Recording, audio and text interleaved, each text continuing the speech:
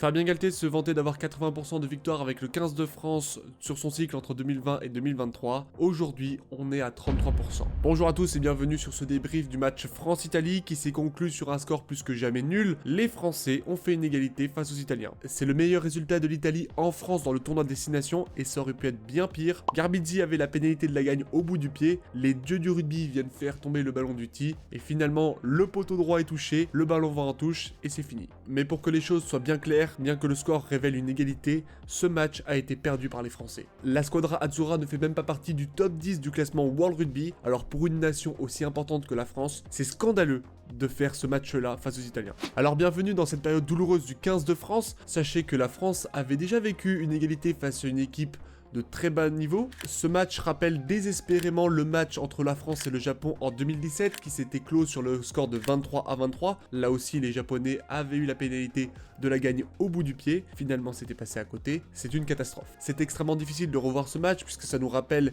les années sombres du 15 de France et on n'espérait pas revoir ça de sitôt. Et bah c'est fait. Alors avant toute chose, bravo aux Italiens pour leur prestation, mais ce sont les Français qui se sont clairement pris les pieds dans le tapis. La situation était tendue avec le 15 de France et avec le sélectionneur dès le début du tournoi avec la défaite face à l'Irlande, le hold-up en Écosse. Aujourd'hui, elle est catastrophique. Alors dans ce débrief, on va voir deux choses. Comment on a perdu ce match et ensuite qu'est-ce qu'il faut faire pour la suite. Alors déjà, on va regarder qu'est-ce qui a pêché. Est-ce que c'est la mêlée? Non.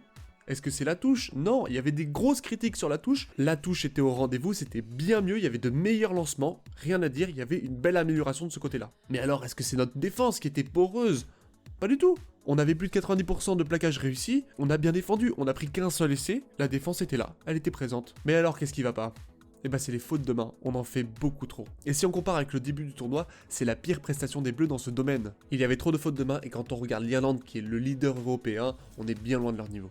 Bon ça c'est les stats mais ça ne montre pas clairement ce que l'on a vu sur le terrain. Ça tombe bien, j'ai fait plusieurs schémas. La première chose que l'on remarque dans ce match, c'est un manque clair des soutiens français. Dès le premier ruck, on subit, et dès le deuxième ruck, on va perdre le ballon. Alors j'ai pas noté toutes les situations avec un manque de soutien, mais c'était assez flagrant. Et dans cette situation, Danty est trop loin, il sert à rien là. C'est tellement dommage. C'est un problème avec l'équipe de France qui est assez récurrent. Maintenant, c'est rien par rapport à ce qu'on va voir après.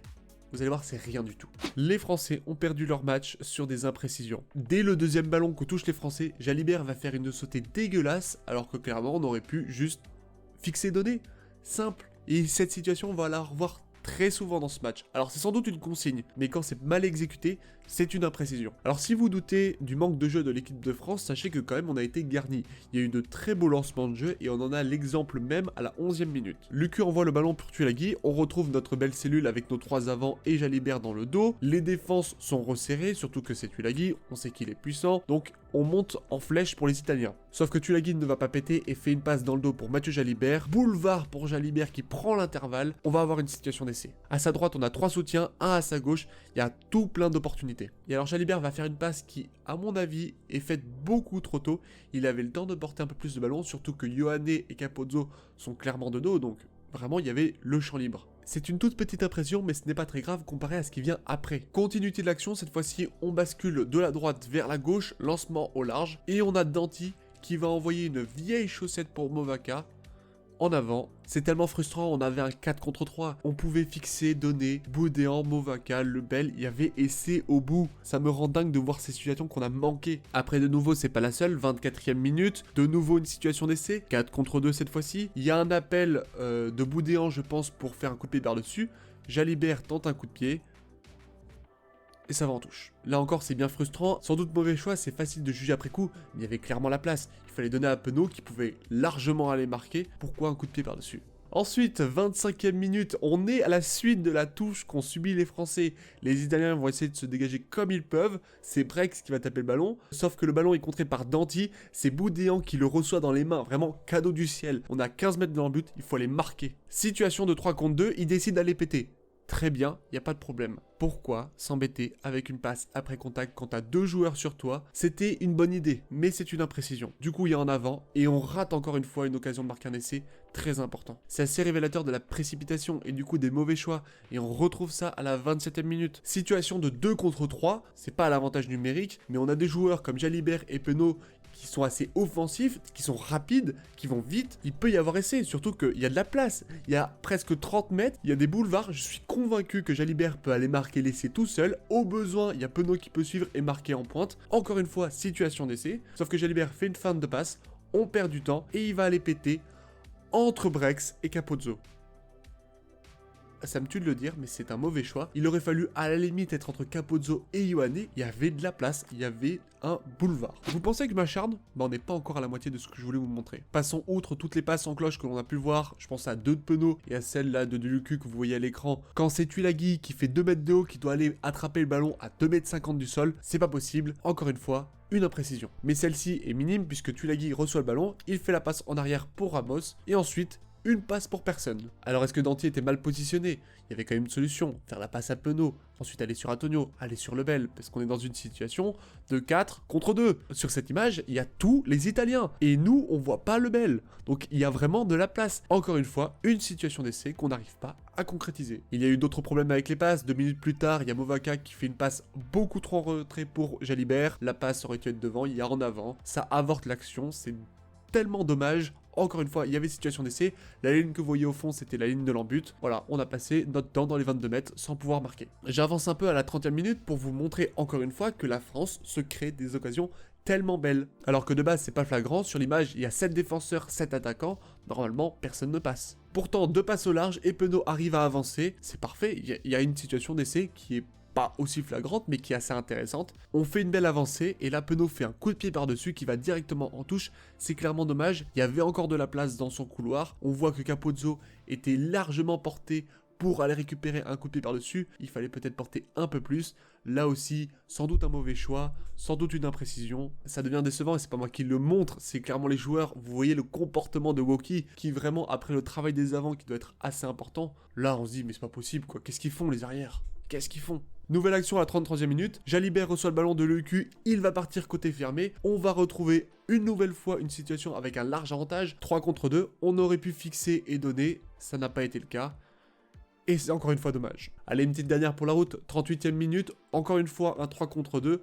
On a Ramos, on a Lebel, on a Penaud, des ailiers qui sont présents, qui vont vite. Et on fait une sautée dégueulasse, Penaud qui doit essayer de la réceptionner comme il peut. Lebel qui est un peu trop en avant, c'est encore une fois très imprécis. Et les premiers à remarquer ça, c'est les joueurs eux-mêmes et Galtier, hein. C'est pas moi, hein. Alors je vous ai montré toutes les imprécisions de la première mi-temps et j'ai noté à peu près 9 situations dans lesquelles on aurait pu marquer des essais. Et bah si on rajoute au moins 4 essais, on est à peu près à 30-0, ce n'est plus le même match. Les Français se sont sabordés tout seuls. Est-ce que c'est cette frustration qui a entraîné le carton rouge de Danty?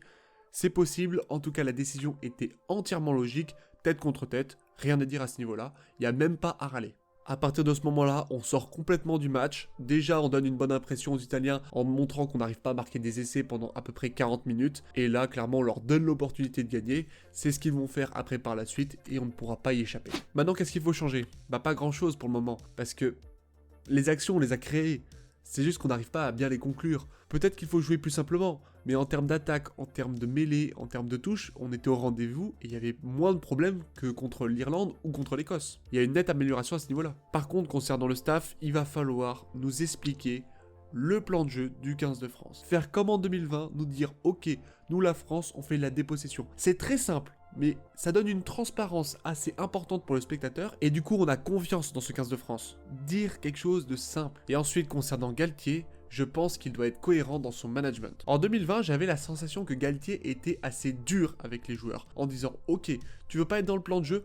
Et bah tu t'en vas du 15 de France. » Il faudrait retrouver la même fermeté qu'en 2020. L'équipe de France n'est pas une garderie. S'il y a des joueurs qui ne sont plus au niveau, il faut pouvoir s'en séparer. Ce match est extrêmement frustrant. On connaît les qualités de cette équipe. On sait qu'on a un énorme potentiel. On a des U20 qui sont champions du monde en titre. Nous avons les ressources pour aller de l'avant. Il n'y a plus qu'à les mettre en place. Les changements vont arriver de même. Danty va prendre une suspension pour la fin du tournoi. Peut-être que c'était son dernier match avec l'équipe de France.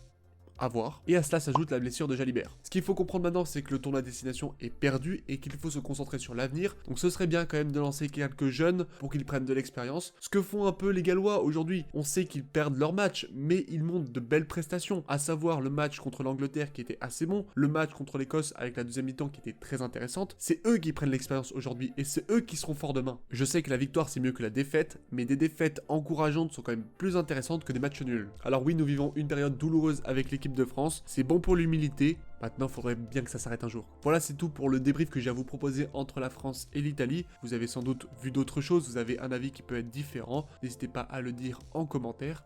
Sur ce, portez-vous bien et n'oubliez pas, allez les Bleus. On y croit toujours, allez les Bleus, hein. Vraiment, on lâche pas.